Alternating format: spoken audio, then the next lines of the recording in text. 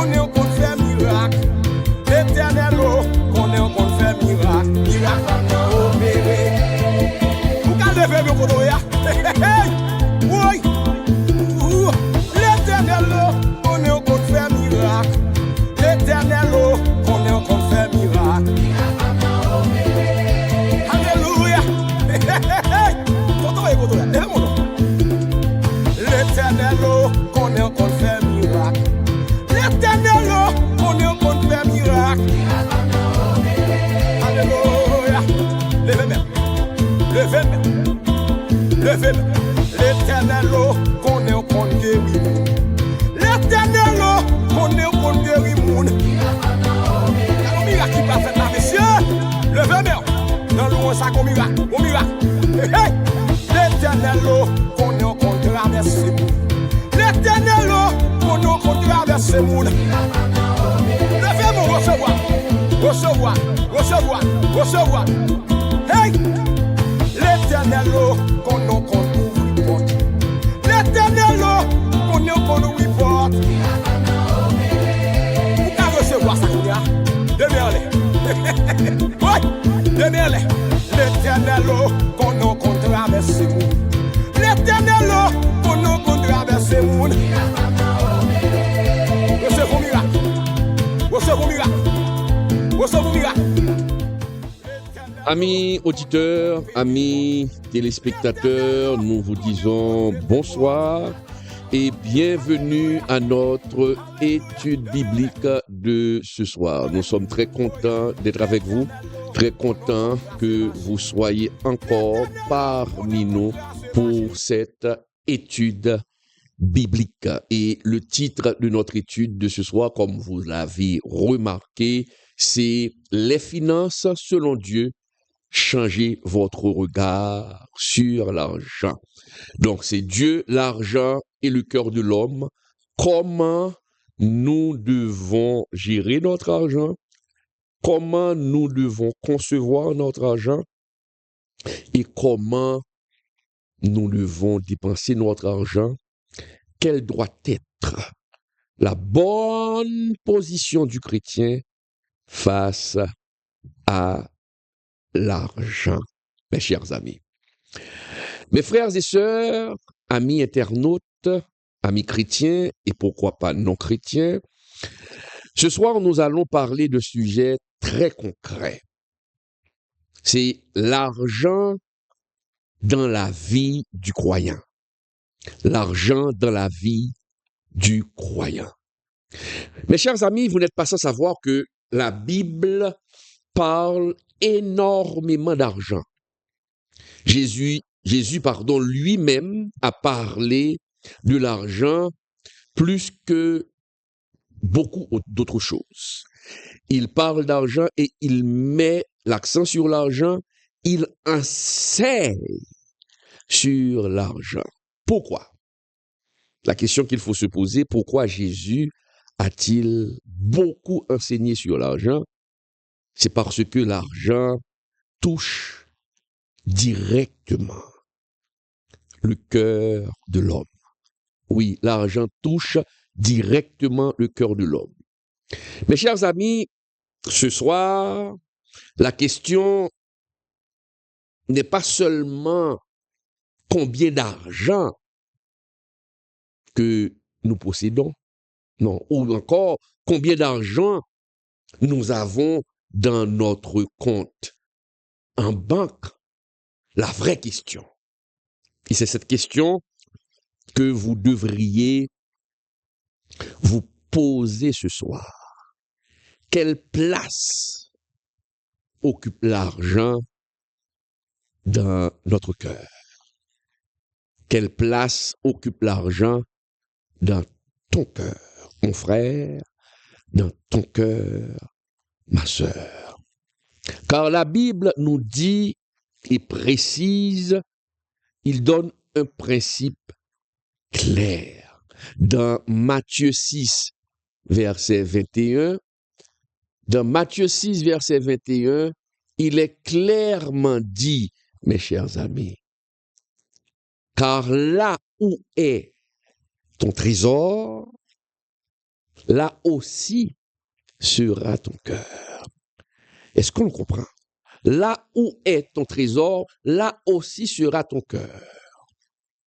Cela veut dire là où nous mettons nos ressources, nos efforts, nos énergies, c'est là que se trouve notre cœur. Si vous partez en voyage, ou vous allez peut-être quelque part, mais vous avez laissé dans votre coffre-fort à la maison $1 million dans votre coffre-fort à la maison, je vous assure, même quand vous partez, même quand vous allez en voyage, même quand là où se trouve l'argent à la maison, c'est un lieu sûr, je vous assure que votre cœur sera toujours à la maison, même quand vous êtes aux îles turques. Donc, c'est pourquoi Jésus dit, là où tu caches ton trésor, là sera ton cœur. C'est là sera ton cœur. Ton esprit ne sera pas là où tu es. Imagine que tu parles à un ami et que tu as $1 million à la maison et on vous dit qu'il y a des voleurs qui passent maintenant dans le quartier. Ah, je vous assure, votre esprit ne sera pas avec votre ami. Votre cœur ne sera pas avec votre ami. Votre cœur sera là où se trouve votre argent. Et c'est pour cela, mes chers amis, que Dieu veut nous enseigner comment gérer l'argent. Pourquoi Dieu veut nous enseigner comment gérer l'argent? Pour que l'argent ne nous gère pas. Car il est vraiment malheureux de le constater. L'argent est fait pour être utilisé. Mais malheureusement, il y a des hommes, il y a des femmes qui se laissent utiliser par l'argent, qui se laissent conduire par l'argent. Et le côté le plus mélodramatique de l'histoire, c'est que des chrétiens, des hommes de Dieu, des leaders évangéliques ont été détruits parce qu'ils se sont laissés utiliser. Au lieu d'utiliser l'argent, ils ont laissé l'argent les utiliser. Ils sont devenus cupides. Comment devrions-nous voir, comprendre l'argent? La première chose qu'un chrétien doit savoir, pour commencer à bien gérer son argent, à bien contrôler son argent, la première chose que le chrétien, que l'homme de Dieu, la femme de Dieu doit se mettre en tête, tout ce qu'il possède appartient à Dieu. Tout ce qu'il possède appartient à Dieu. C'est là, mes chers amis, la première vérité fondamentale de la question. C'est une vérité fondamentale. Nous ne sommes pas propriétaires, nous sommes des intendants. Qu'est-ce que cela veut dire? Donc, ce que nous avons aujourd'hui, la maison que nous avons, la voiture que nous avons, les biens que nous possédons, nous sommes des gérants. Dieu nous donne ces choses pour gérer. Parce que le vrai propriétaire, c'est Dieu. Le vrai propriétaire, c'est Dieu. Dieu nous donne la possibilité.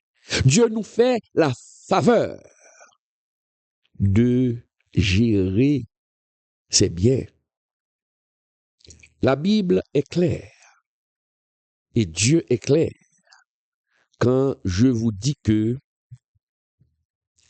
tout ce que nous possédons appartient à Dieu et que nous ne sommes que des gérants, nous ne sommes pas des propriétaires. La Bible dit clairement dans Psaume 24 verset 1er, à l'Éternel, la terre et ce qu'elle renferme, le monde et ceux qui l'habitent. Est-ce qu'on comprend? À l'Éternel, la terre et ce qu'elle renferme. Quand la parole de Dieu nous dit à l'Éternel, la terre et ce qu'elle renferme, cela veut dire tout ce qui se trouve dans le monde, tous les éléments qui se trouvent dans notre monde appartient à Dieu. Nous ne possédons rien, d'ailleurs, nous avons cette preuve. Nous sommes venus avec les mains vides. Nous allons repartir avec les mains vides. Donc, durant notre passage sur terre, Dieu nous permet d'acquérir certaines richesses. Dieu nous permet de gagner de l'argent pour que nous puissions en jouir et faire avancer l'œuvre de Dieu. Et c'est la raison pour laquelle lorsque Dieu bénit quelqu'un, élève un serviteur de Dieu, qu'est-ce qui t'a élevé? C'est Dieu. Mais il t'a élevé pourquoi? C'est pas pour ton bon plaisir. Il t'a béni matériellement, c'est pas pour ton bon plaisir. C'est pour l'avancement de son royaume. Et Dieu met entre tes mains des biens, de l'argent, pour pouvoir aider les autres. Si Dieu est propriétaire de ce que tu as, c'est malheureux de croire que nous pouvons acheter la grâce de Dieu, que nous pouvons faire plier Dieu avec notre argent, comme essayent de faire le croire, comme font le croire les faux prophètes, les faux pasteurs qui disent donner à Dieu. On ne donne pas à Dieu.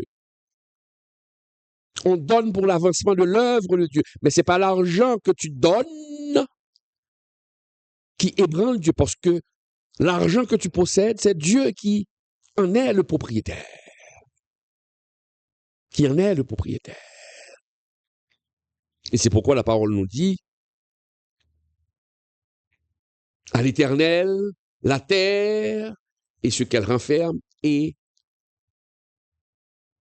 le monde et ceux qui l'habitent. Non seulement les biens matériels appartiennent à Dieu, Dieu est le propriétaire, mais Dieu est le propriétaire de notre vie. Nous ne possédons pas notre vie. Notre vie n'est pas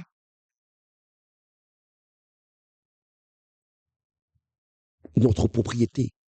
C'est la propriété de Dieu. Le temps ne nous appartient pas, le temps appartient à Dieu. Nos talents, le talent que tu as, ce don que tu as ne vous appartient pas. À qui vous a donné? Comme le dit dans la parole. Qu'as-tu que tu n'aies reçu? Nos talents appartiennent à Dieu. Nos talents reviennent à Dieu. Nos ressources appartiennent à Dieu. Et si tu travailles, même l'argent que tu gagnes dans ton travail appartient à Dieu.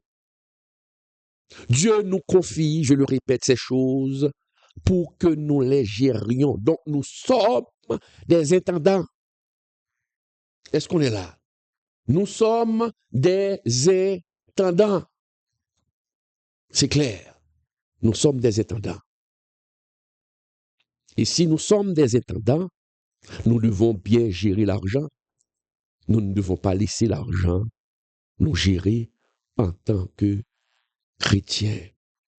Et Dieu nous donne la preuve ou confirme que nous sommes des intendants à travers la parabole des talents. La parabole des talents que nous retrouvons dans Matthieu 25, verset 14-15. Matthieu 25, verset 14-15, parabole des talents. Lorsque Jésus dit, il en sera comme d'un homme qui partent pour un voyage, appela ses serviteurs et leur remit ses biens. Il donna 5 talents à l'un, 2 à l'autre et 1 au troisième, à chacun selon sa capacité. Mes chers amis, regardez bien. qu'est-ce que nous constatons? Qu'est-ce que nous constatons? Nous constatons que le maître donne l'argent. Il donne l'argent à chaque serviteur. Et il demande au serviteur de bien gérer son argent. Il ne donne pas l'argent pour donner l'argent. Il ne donne pas l'argent aux serviteurs pour que les serviteurs fassent ce qu'ils veulent de l'argent. Non. Il donne l'argent, mais pour gérer l'argent. Il donne et il part, mais il sait qu'il va revenir. Et lorsqu'il reviendra, le maître viendra demander des comptes. Et c'est ce que le maître a fait. Il est revenu demander des comptes. Pour dire, l'argent que je t'ai donné, qu'est-ce que tu en as fait? Tu as des comptes à rendre. Si Dieu te bénit aujourd'hui, si Dieu te donne un travail, que fais-tu de cet argent? Comment utilises-tu cet argent? Est-ce que tu utilises l'argent pour encourager la corruption? C'est la question que tu dois te poser. En tant que chrétien, tu gagnes de l'argent aujourd'hui, mais comment utilises-tu ton argent? Est-ce que tu utilises ton argent pour humilier d'autres personnes? Tu as des comptes à rendre, parce que ce que tu as n'est pas à toi. Comment utilises-tu ton argent aujourd'hui? Toi qui travailles, toi qui as un commerce, qui as un business, le profit, comment tu utilises le profit? Donc, on comprend que tu as des comptes à rendre de ton argent. Pas besoin d'être riche, mais le peu que tu rentres, comment tu diriges, comment tu gères l'argent? C'est Dieu qui t'a donné le travail. C'est Dieu qui t'a béni. C'est Dieu qui t'a béni, mon frère. C'est Dieu qui t'a élevé, mon frère. Maintenant, l'argent, comment tu utilises l'argent? Est-ce que tu utilises l'argent pour corrompre d'autres personnes? Tu as des comptes à rendre. Tu as des comptes à rendre. Parce que l'argent est une arme redoutable qui peuvent même faire, ça c'est une expression créole, faire danser les chiens. En créole, on dit que l'argent ne fait pas danser les chiens. Parce que les chiens n'utilisent pas l'argent. C'est une expression créole. L'argent fait chien danser. L'argent fait danser les chiens. Mais en réalité, les chiens, alors c'est une expression qui veut dire, en réalité, les chiens n'utilisent pas l'argent. Donc l'argent ne peut pas faire danser les chiens. L'argent fait danser les hommes. L'argent manipule les hommes. Donc quand on dit en créole, l'argent fait chien danser, c'est une façon de dire que lorsqu'on se laisse diriger par l'argent, lorsqu'on se laisse contrôler par l'argent, nous devenons plus qu'une bête, plus que chien, parce que les chiens n'utilisent pas l'argent. Est-ce que tu laisses l'argent te faire danser, mon ami? Est-ce que tu laisses l'argent te monter à la tête à un point tel pour que tu fasses de la corruption pour en gagner? Tu as des comptes à rendre. Tu as des comptes à rendre. Donc, ce qu'il faut comprendre, cette image de la parabole des talents, c'est une image de notre relation avec Dieu. Dieu nous donne quelque chose. Mais comment tu gères ce que tu possèdes? Comment tu gères ce que tu possèdes? Dieu nous confie des ressources.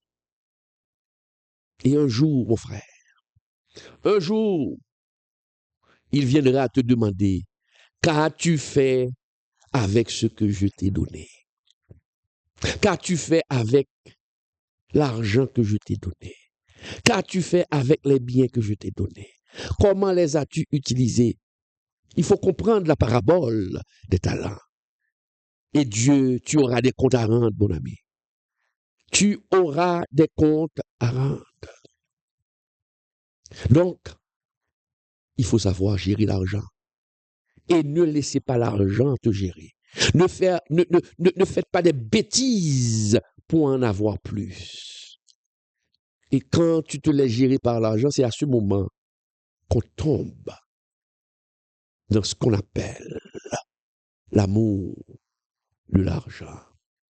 Regardez, le danger, ce n'est pas l'argent, parce que Dieu doit nous bénir. Dieu doit nous bénir pour faire avancer son œuvre. L'Internet que j'utilise maintenant, j'utilise l'argent pour payer l'Internet. La caméra, j'utilise de l'argent pour acheter une caméra. D'ailleurs, vous m'avez aidé pour acheter cette caméra. Le studio, c'est de l'argent, donc nous avons besoin de l'argent. Il faut que Dieu nous bénisse pour que nous puissions investir notre argent dans l'œuvre de Dieu. Mais regardez, Dieu parle de l'amour de l'argent, la cupidité. Dieu met en garde contre l'amour de l'argent. Il ne met pas en garde contre l'argent parce qu'on a besoin de l'argent, mais il nous met en garde contre l'amour de l'argent. Et c'est ce que nous lisons dans 1 Timothée 6, verset 10. 1 Timothée 6, verset 10, la parole de Dieu nous dit très clairement, mes chers amis, car l'amour de l'argent est une racine de tous les maux. Et quelques-uns, en étant possédés, se sont égarés loin de la foi et se sont jetés eux-mêmes dans bien des tourments. Regarde l'expression est une racine de tous les maux. Quand on parle de racine, qui veut dire c'est la toile de fond de tous les problèmes. Tous les problèmes que nous voyons dans le monde. Par exemple, la guerre entre l'Iran et les États-Unis. La guerre opposant l'Iran aux États-Unis et à Israël. Quelle est toile de fond? Quelle est la base? Quelle est la racine de ce conflit? L'argent. L'argent. On touche l'intérêt de l'autre. Dès qu'on touche à l'intérêt de l'autre, l'autre peut sortir de ses arguments et déclencher une guerre. Regarde qu'est-ce qui se fait aujourd'hui. La guerre entre l'Iran et les États-Unis. Que fait l'Iran? Il bloque un passage crucial pour le commerce du pétrole. Il bloque ça. Il a miné le passage. Les bateaux ne peuvent pas passer. Les bateaux explosent. Et c'est le passage qui délivre le pétrole à travers le monde. C'est le passage où tous les bateaux passent. Maintenant, il a bloqué ce passage. Et cela fait augmenter l'argent dans certains pays. Cela fait augmenter le pétrole aux États-Unis. Et qui paie les conséquences? Les consommateurs. Vous voyez, on touche à l'intérêt de l'autre. Les États-Unis, le président Donald Trump a envahi un pays durant la nuit avec ses commandos et a kidnappé le président vénézuélien. Il l'a arrêté. Mais pourquoi? Quelle est la racine de ce problème? Pourquoi il a de l'argent, le pétrole?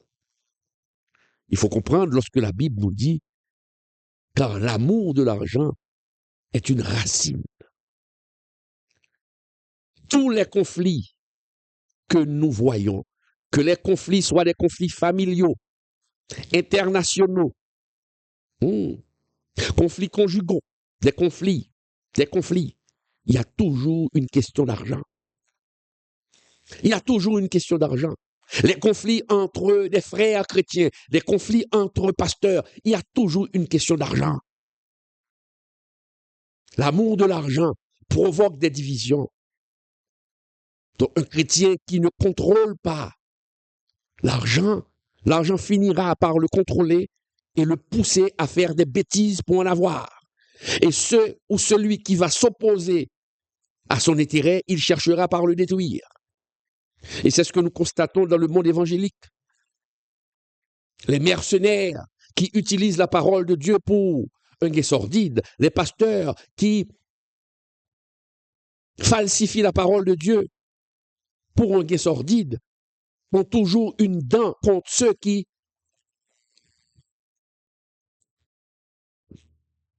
qui disent, entre ceux qui annoncent un évangile sans compromis. Parce que ceux qui parlent sans compromis, ceux qui disent la vérité sans l'édulcorer, représentent une menace pour ceux qui s'enrichissent au détriment du peuple en cachant la vérité au peuple. Donc ces gens-là sont à abattre. Je suis à abattre. Car je donne toute la vérité.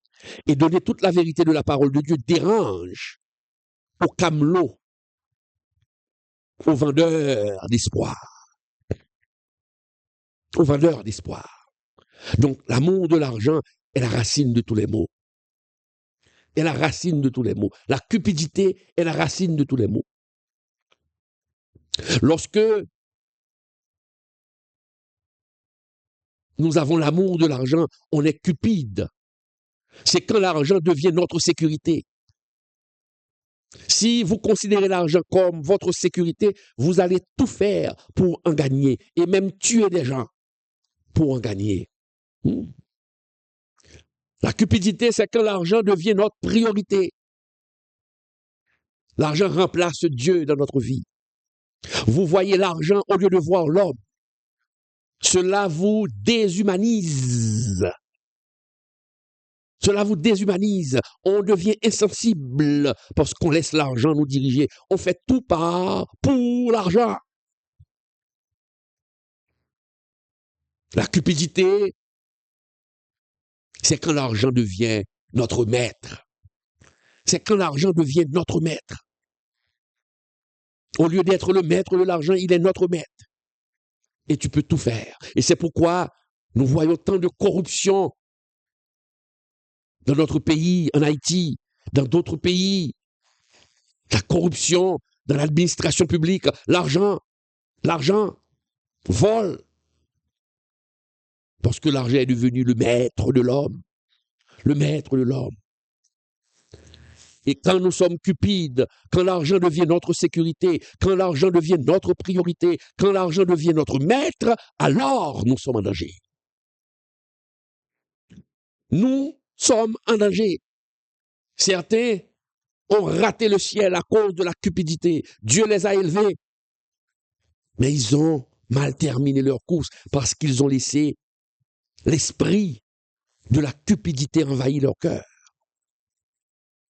Jésus l'a dit clairement dans Matthieu 6, mes chers amis. Matthieu 6, verset 24. Jésus l'a dit clairement. Il a dit, nul ne peut servir de maître. Nul ne peut servir de maître.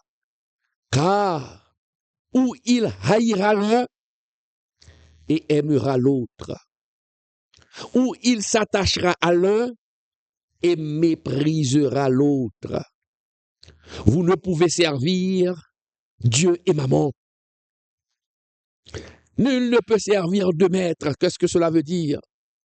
On ne peut pas avoir Dieu dans sa vie et faire de l'argent sa priorité. L'argent devient un Dieu.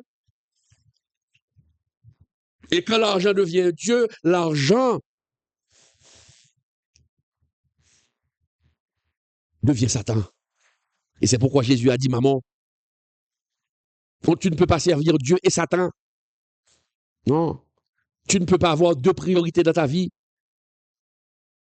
Maman représente les richesses, l'esprit de richesse, ce que tu possèdes. Tu vas tout faire pour en garder. Mais tu dois te rappeler que c'est Dieu qui t'a donné les richesses pour que tu puisses faire avancer son œuvre. Ne laisse pas l'argent te transformer. Ne laisse pas l'argent te rendre arrogant. Garde ton humilité. Celui que Dieu malheureusement a élevé devient arrogant, n'écoute personne. On dirait que l'argent devient son conseiller. Il n'écoute même pas Dieu. Car il se sent rempli. Il se sent suffisant. Tu es en danger. Tu es en danger. Un chrétien doit savoir comment gérer l'argent, comment concevoir l'argent. L'argent ne doit pas être ton maître. Jésus a dit, il y a un choix. Et quel choix as-tu fait? En ce moment, la question que je te pose, quel choix as-tu fait? Est-ce que tu as choisi Dieu comme maître de ta vie? Ou bien tu as choisi l'argent comme maître de ta vie? Quel choix as-tu fait en ce moment? Un chrétien ne doit pas laisser l'argent le dominer. Il ne doit pas tout faire pour en garder. Il ne doit pas tout faire pour en avoir. Et c'est bien malheureux. L'amour de l'argent pousse des hommes à édulcorer, à falsifier, à tromper le peuple de Dieu en donnant le mensonge. Et c'est pourquoi la Bible nous dit, Dieu nous dit dans Ésaïe, penses-tu pouvoir te sortir facilement comme ça en égarant mon peuple? L'argent. L'argent. Soit que tu choisis Dieu ou tu choisis l'argent. Soit que tu choisis Dieu pour diriger ta vie ou tu laisses l'argent diriger ta vie. Mais les deux ensemble, c'était possible. Les deux ensemble, c'était possible. Mes chers amis, ne laisse pas l'argent diriger ta vie. Ne laisse pas l'argent dominer ta vie. Tu en as besoin pour vivre. Mais tu ne peux pas faire n'importe quoi pour en avoir. Tu ne peux pas te lancer dans la prostitution, jeune fille, pour en avoir. Jeune homme, tu ne peux pas entrer dans des groupes de gangs. Tu ne peux pas entrer dans un réseau de corruption pour en avoir. Tu es chrétien. Tu es chrétien. Comment être à l'église et laisser l'argent te dominer? C'est un esprit diabolique. Il y a ceux-mêmes qui sont à l'église, qui sont des responsables et qui trompent la vigilance d'autres frères, d'autres sœurs pour les dépouiller, pour les voler. Et le dimanche matin, ils sont du haut de la chair en train de chanter, en train de danser. C'est grave. Maintenant, comment ne pas laisser l'argent devenir notre maître? Un simple mot. Dieu nous dit, le contentement. Le contentement. Le monde aujourd'hui nous pousse à la cupidité, à pratiquer la cupidité, à nous délivrer de cupidité. Le monde nous enseigne aujourd'hui, le monde qui est sous la puissance du malin nous enseigne aujourd'hui plus d'argent, plus de bonheur. Les faux docteurs, les faux pasteurs qui prêchent l'évangile de prospérité sans condition nous disent plus d'argent, plus de grâce. Mais c'est pas ce que dit la Bible. C'est pas ce que dit Dieu. La Bible nous dit le contentement. Le contentement. La Bible parle du contentement. Le secret du contentement. Regarde ce que nous dit Dieu dans Philippiens 4, versets 11 et 12. Philippiens 4, versets 11 et 12. Philippiens 4, versets 11 et 12. La parole de Dieu nous dit clairement, ce n'est pas en vue de mes besoins que je dis cela, car j'ai appris à être content de l'état où je me trouve. J'ai appris à être content de l'état où je me trouve. Je sais vivre dans l'humiliation et je sais vivre dans l'abondance. Je sais vivre dans l'humiliation et je sais vivre dans l'abondance. En tout et partout, j'ai appris à être rassasié. En tout et partout, j'ai appris à être rassasié. C'est une parole forte. C'est une parole forte. Cette parole, mes chers amis, j'ai appris à être content dans l'état où je me trouve. Nous devons apprendre le contentement. Contentez-vous de ce que vous avez, car le Seigneur a dit, je prendrai soin de toi. Aujourd'hui, les messages véhiculés à travers les réseaux sociaux, les messages prononcés du roi de la chair n'invitent plus les chrétiens au contentement, mais invitent les chrétiens à chercher la richesse comme des fous. Comme des fous. Le chrétien d'aujourd'hui ne pratique pas le contentement. Il n'est pas content de ce qu'il a. Il ne dit pas Dieu merci pour ce que tu me donnes. Mais il cherche à s'enrichir.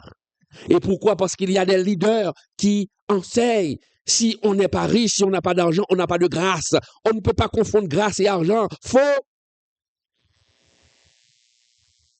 On ne peut pas. Grâce n'est pas synonyme d'argent.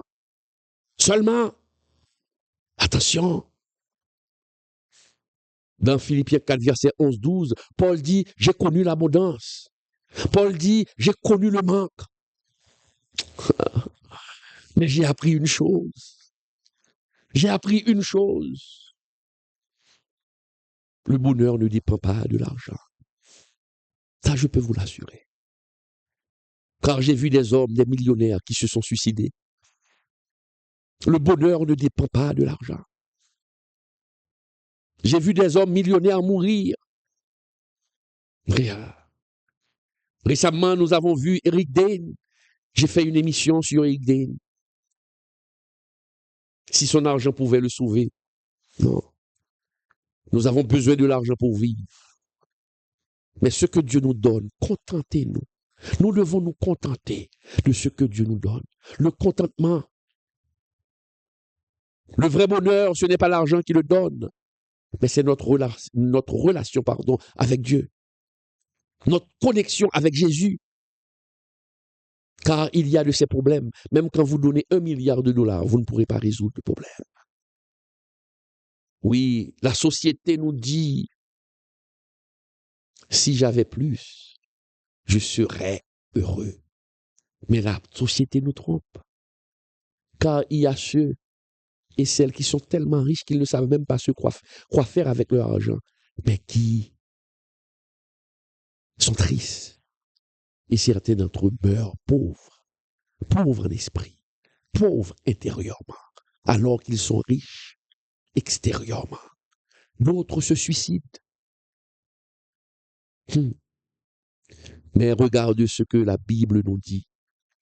La Bible nous dit, si Dieu est avec toi, alors tu as tout.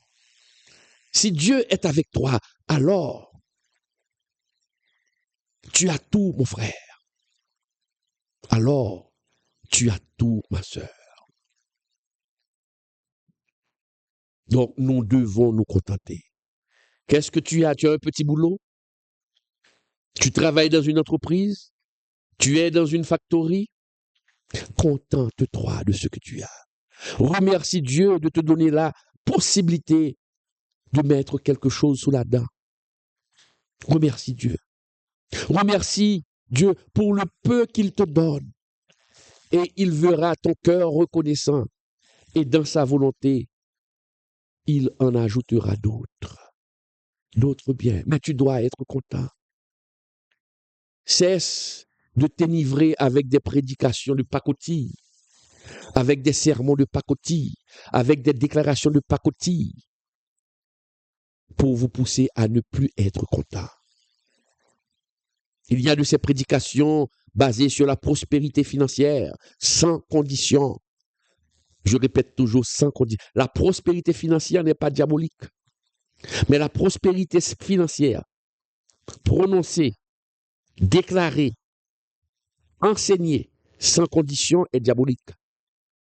Car les bénédictions de Dieu sont conditionnelles. Donc, le chrétien doit être content. Quand on est content de ce qu'on a, de ce qu'on possède, Dieu nous bénit encore plus. Car c'est lui qui lit dans notre cœur. C'est lui qui lit dans notre cœur. Il faut apprendre à gérer l'argent. Voici comment le chrétien doit gérer son argent. Le contentement. Lorsqu'on n'est pas content de ce qu'on a, nous ne sommes pas en paix. Et le cupide, lui, il n'est jamais satisfait. Il n'est jamais satisfait. Donc, le chrétien doit être content. Maintenant, ce que tu as, tu dois avoir la capacité de bien gérer ce que tu as. Le peu que tu as. Tu ne peux pas gagner $500 le mois et faire des dettes pour $4 000. Mais c'est grave. C'est grave. Des fois, nous ne nous contentons pas, nous contentons pas de ce qu'on a et on cherche à augmenter. On te paie $500, mais tu fais des dettes pour 4, 5, 6, $7 000. Là, tu deviens une personne remplie de dettes. Remplie de dettes. Que nous dit la Bible au sujet des dettes? Au sujet des dettes. Lorsque nous lisons Proverbe 22, verset 7, regardez. Ce que nous dit la Bible au sujet des dettes. Proverbe 22, verset 2. Le riche domine sur les pauvres. Le riche domine sur les pauvres. Et celui qui emprunte est l'esclave de celui qui prête. Celui qui emprunte est l'esclave de celui qui prête, mes chers amis. La dette peut devenir une forme d'esclave. Cela ne veut pas dire avoir des dettes, c'est une mauvaise chose. Cela ne veut pas dire prêter de l'argent est une mauvaise chose. Non. Parce que tout le monde doit, même les pays les plus riches du monde, doivent. Maintenant, le problème, mon frère, le problème, ma sœur, c'est quand on s'endette, on fait beaucoup de dettes pour des futilités. Et quand on fait beaucoup de dettes pour des futilités, lorsqu'on travaille, on travaille seulement pour payer les dettes. Pourquoi? Parce qu'on ne se contente pas. On peut avoir des dettes, mais des dettes raisonnables. Mais accumuler des dettes pour des futilités, pour concurrencer l'autre, pour montrer, ah non, le chrétien ne doit pas agir comme ça, pardon. Le chrétien ne doit pas agir comme ça. Le chrétien doit contrôler ses dettes. Parce que Dieu veut que ses enfants vivent dans la liberté. Dieu veut que ses enfants vivent dans la liberté.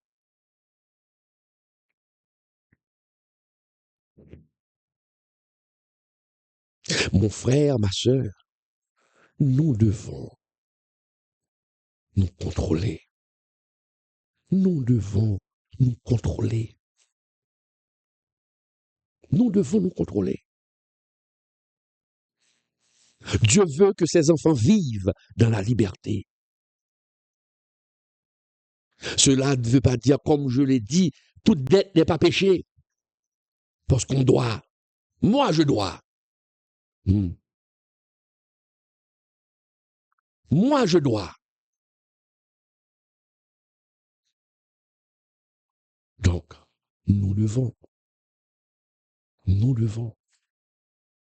Mais lorsqu'on s'endette pour des futilités, là, cela devient un péché. Donc, nous devons demander à Dieu la sagesse de bien gérer ce qu'il nous donne et de nous contenter de ce que nous avons. Dès que nous ne contentons pas de ce que nous avons, nous allons faire des dettes pour des futilités.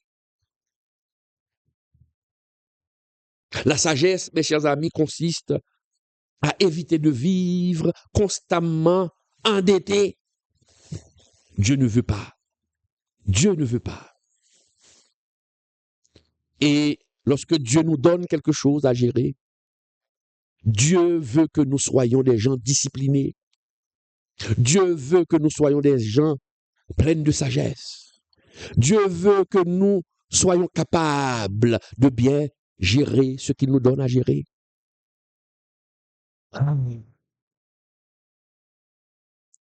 Est-ce qu'on comprend? Donc, il y a une façon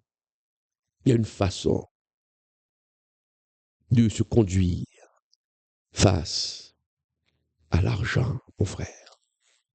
Une façon de se conduire. Il est important. Il est important. Mes chers amis, le royaume de Dieu nous donne un principe. Le royaume de Dieu nous donne un principe pour bien gérer son argent et pour que Dieu puisse nous bénir encore. Un des grands principes de Dieu est le principe de don. Le principe de don, le principe du don, que nous pouvons lire dans Luc 6, verset 38. Luc 6, nous pouvons lire dans Luc 6, verset 38, qui nous dit, mes chers amis, donnez et il vous sera donné. On versera dans le cœur ou dans votre sein une bonne mesure, serrée, secouée et qui déborde, car on vous mesurera avec la mesure dont vous vous êtes servi ou dont vous vous serez servi. Le royaume de Dieu fonctionne différemment du monde. Et c'est ce que nous devons comprendre. Différemment du monde. Dans le monde, l'esprit du monde, ou l'esprit qui domine le monde, nous dit, on accumule. On accumule. Mais le royaume de Dieu nous dit, on partage. On partage. Et c'est pourquoi je vous ai dit tout au début de l'émission, vous êtes des gérants. Vous n'êtes pas là pour décider quoi faire de l'argent, mais vous devez attendre ce que Dieu vous dit de faire avec l'argent qu'il t'a donné pour gérer. Je connais des gens qui ont reçu l'ordre de Dieu d'aider un frère, d'aider une sœur, avec l'argent que Dieu les a bénis, mais ils refusent. Ils refusent. Ils utilisent l'argent seulement pour le bien de leur famille, mais ne partagent pas le bien. Pourquoi la cupidité? Alors, on peut avoir une Bible en main, prier le Seigneur, et nous nous plions aux exigences du monde qui dit, lorsqu'on a de l'argent, on garde l'argent et on accumule et on laisse les autres souffrir. On accumule et on laisse les autres souffrir. Est-ce qu'on est là? On laisse les autres souffrir. À force d'accumuler. Mais la Bible nous dit, on doit partager. Nous devons aider. Cela ne veut pas dire qu'on va à tout le coin de rue et puis donner de l'argent à tout le monde, c'est pas ça. Mais laisse Dieu, laisse le Saint-Esprit nous diriger, nous dire qui nous devons aider, quel ministère nous devons aider, quelle personne nous devons aider. Lorsque Dieu nous donne la possibilité, il nous donne à gérer, nous devons attendre l'ordre du Maître pour nous dire comment gérer ce que nous avons. Dans 2 Corinthiens 9, verset 7, parce qu'il est dit, vous devez donner avec joie. 2 Corinthiens 9, verset 7 nous dit que chacun donne comme il l'a résolu dans son cœur, sans tristesse ni contrainte, car Dieu aime celui qui donne avec joie. Dieu aime celui qui donne avec joie, sans contrainte. Mes chers amis, ne laissez personne vous contraindre à donner. Ceux qui utilisent la manipulation, la pression pour pousser les gens à donner, ce sont des voleurs. Jésus les appelle des mercenaires. Ils travaillent seulement pour un gain sordide. Laisse ton cœur te dicter. Si tu as donné une fois ton argent, ne te laisse pas manipuler pour donner 2 à 3 fois dans un même service. Non, c'est du vol. C'est du vol. C'est du vol. Que chacun donne comme il a résolu en son cœur. Mais aujourd'hui, certains leaders ne laissent pas le peuple donner comme il a résolu dans son cœur, mais comme eux, ils ont décidé dans leur cœur. C'est du vol. Et tu ne dois pas mettre quelqu'un en danger pour qu'il puisse donner, faire pression. menacer la personne pour son argent. Vous êtes serviteur de Dieu, non pas serviteur de maman. Vous êtes un citoyen du royaume, non pas un vulgaire voleur, un camelot.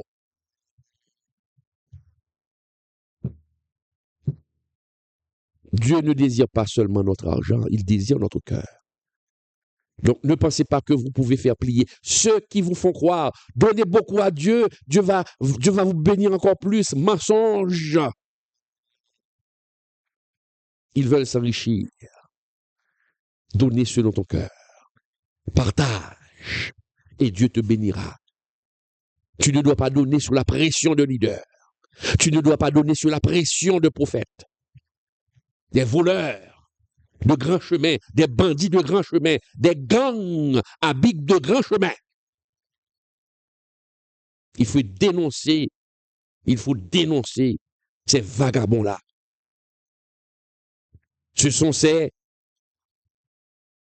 gens-là. Ce sont ces camelots-là qui poussent les païens à médire de l'évangile. Mes chers amis, lorsqu'on donne, lorsque Dieu nous dit de donner, c'est une autre manière de montrer qu'on ne laisse pas l'argent nous dominer. On ne laisse pas l'argent nous dominer. L'argent n'est pas notre maître. Si vous avez des difficultés à partager votre argent, à donner, l'argent est votre maître. Cela ne veut pas dire que vous ne devez gaspiller. Non, c'est pas ce que je dis. Mais donnez avec lucidité et laissez le Saint-Esprit vous conduire. Et un autre principe, et je pourrais même dire c'est le principe central de l'argent, se trouve dans Matthieu 6, verset 33. Matthieu 6, verset 33, qui nous dit très clairement, mes chers amis, je le mets à l'écran pour vous, cherchez premièrement le royaume de Dieu et sa justice, et toutes ces choses vous seront données par-dessus. Mes chers amis, c'est un principe extraordinaire. Un principe extraordinaire. Dieu ne dit pas chercher l'argent. Il dit chercher Dieu. Il ne dit pas chercher l'argent, chercher Dieu. Et quand Dieu devient la priorité de la vie d'une personne, Dieu prend soin du reste. Dieu prend soin du reste. C'est ce que nous dit Matthieu 6, c'est ce que nous dit Jésus. Il faut chercher Jésus d'abord. Et en cherchant Jésus, Dieu vous donnera le reste. Jésus vous donnera le reste. Mais aujourd'hui, les prédications mettent l'accent sur l'argent. C'est comme s'ils inversent la parole de Dieu, ces mercenaires. Ils inversent la parole de Dieu pour dire « Cherchez l'argent d'abord et Dieu se présentera après. » Les voleurs de grand chemin, les bandits de grand chemin. Des bandits de grand chemin. Des bandits de grand chemin. Frères et sœurs, mes chers amis, la vraie question n'est pas combien d'argent nous possédons. La vraie question est qui est le maître de notre cœur? Qui est le maître de ton cœur, mon frère? Qui est le maître de ton cœur, ma sœur? C'est la question qu'il faut se poser. Et si Dieu est le maître de ton cœur, l'argent devient un outil. Si c'est Dieu qui est le maître de ton cœur, l'argent devient un outil. Et un outil, qu'est-ce qu'on fait avec un outil? On utilise un outil. On utilise un outil. Mais si c'est l'argent qui devient notre maître, nous devenons un outil entre les mains du diable. Nous devenons un outil entre les mains du diable. Quand c'est l'argent qui devient notre maître, alors l'argent devient une idole. Mes chers amis, nous devons demander à Dieu de nous donner la sagesse. Demandez à Dieu de nous aider à être des intendants fidèles, des personnes ayant des cœurs libres, des serviteurs et des servantes de Dieu ayant la liberté, des serviteurs et servantes de Dieu qui cherchent d'abord le royaume de Dieu. Qu'est-ce que tu cherches d'abord? Tu cherches le royaume de Dieu ou tu cherches à accumuler des richesses? Mon frère, ma sœur, nous devons prier pour demander à Dieu de nous donner un cœur humble et d'éloigner de nous la cupidité. Mes chers amis, c'est bien la fin de cette étude biblique que nous avons consacrée à l'étude biblique. Nous avons consacré cette étude sur comment le chrétien doit gérer son argent, les finances selon Dieu. Soyez des chrétiens ayant le discernement. Soyez des chrétiens équilibrés qui utilisent l'argent pour la gloire de Dieu, qui utilisent l'argent pour l'avancement de l'œuvre de Dieu. Mais nous ne soyons pas des chrétiens, des leaders qui laissent l'argent nous diriger. Car si on devient cupide, l'argent devient notre Dieu. Et nous mettons le Dieu de l'argent, le Dieu qui possède tout, en deuxième plan. Et ce sera pour votre malheur, car j'ai vu des hommes de Dieu mal terminer leur course, à cause de la cupidité. Mes chers amis, que le Seigneur vous bénisse, que le Seigneur vous fasse grâce, et n'oubliez pas cette formation en oratoire qui commence ce samedi. Vous avez 7 semaines seulement, 7 semaines, jusqu'au vendredi pour prier, pour que vous puissiez prendre part à cette formation. 10 000 gouttes seulement, pour 8 séances de formation pratique. Que le Seigneur vous bénisse, que le Seigneur vous fasse grâce. Ça a été vraiment un plaisir, et je vous dis à bientôt. Tout ça qu'a fait, et ça qu'a fait l'habitation. Et vous crasez là. Hey, hey, donc vous crasez. L'éternel, qu'on est au compte libéré. L'éternel, qu'on est au compte libéré. Tout le monde qui m'a eu dans photo, tout le monde qui m'a eu dans péristyle, tout le monde qui m'a eu dans cimetière, c'est qu'on libéré. Hey, l'éternel, qu'on est au compte libéré.